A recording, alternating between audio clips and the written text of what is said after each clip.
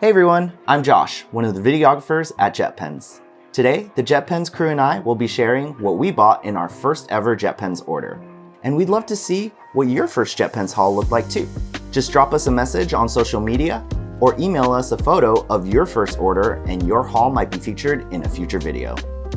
All right, let's get started. So I placed my first JetPens order back in June of 2018. I had been working for the company for a few months now, and I finally decided to, upgrade what you might call my pen and stationery collection at the time, which is basically just pieces that survived my college and retail service years.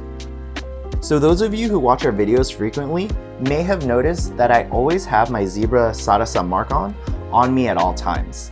So needless to say, the first item on my purchase is the Zebra Sarasa Dry? Fun fact, my go-to mark-on wouldn't make its debut until just 18 days after I placed this order. At the time, I loved the Sarasa Dry for its quick dry time and the fact that it comes in a 0.7mm tip size, something it still has over the mark-on. Also, I customized this mark-on with a little bit of washi tape and some frankenpenning. As a multimedia artist, I make tons of preliminary sketches, whether it's graphic design, thumbnails, or just visualizing random ideas. So having a soft blue pencil in my toolkit like the Pilot Color Eno is a must. The soft blue lead is light while still clearly visible, making it ideal to sketch out your rough drafts and reference marks, only to be traced over later once you've worked out all the quirks. The colored lead also erases cleanly, leaving your final product looking pristine. Next up are a few writing instruments I decided to try for the first time. I bought the Tombow Fudenosuke brush pen in soft and the Zebra disposable brush pen in medium to finally try brush letter. I also got the Uniball Signo Broad UM153 gel pen, which is a really long name, in white so I could write on dark papers and highlight my doodles. Of course, I needed to buy a new pen case to house all these new tools. And to this day, my go-to traveling pen case is my Sunstar Del-Day Slide pen pouch. The Del-Day Slide is robust enough to fit a multitude of writing instruments, while still being slim enough to fit in most backpacks or bags. And the best part is it transforms quickly from a pen pouch to a pen cup, making it super easy to find the pen you're looking for. Unfortunately, this one's a limited edition version that's no longer available, but you can find the newest versions of the Del-Day Slide on our website, along with other great standing pen case options. And finally, to finish out this haul, I purchased a Rhodia dot pad notepad in A5. I find Rhodia paper to be well-rounded when it comes to the writing experience. It provides the right amount of feedback for most writing instruments, while rarely ever feathering. It also handles show-through and bleed-through really well, which is probably why we use it for most of our writing samples here at JetPens.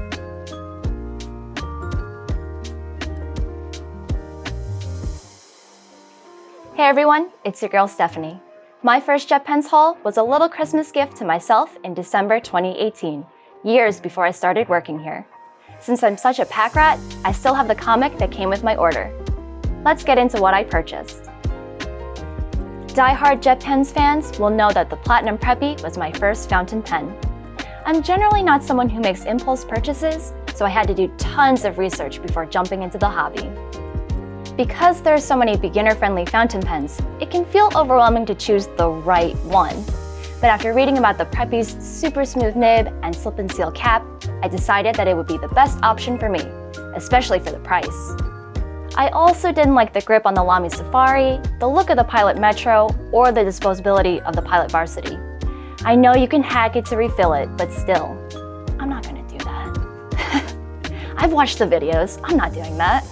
I recommend picking up a limited edition Preppy fountain pen while we still have them. They feature traditional Japanese patterns and decorative barrel designs. The modern Makie pen bodies are especially stunning. If you want to see which pens I ended up getting after the Preppy, check out my fountain pen collection video linked in the card above. To go along with the Preppy, I got Platinum's Gold Converter. It may cost twice as much as the pen, but it's worth it in the long run for someone like me who wants to be able to experiment with different ink colors. Finally, I went with Pilot Ito Shizuku Ink Set A.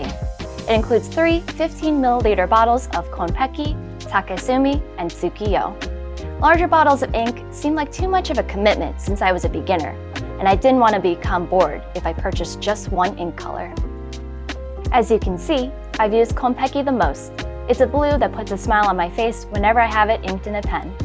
I've been eyeing the limited edition Ito Shizuku sets from Pilot, which draw inspiration from scenes in nature. But if you're anything like me, you probably have too much ink to get through already.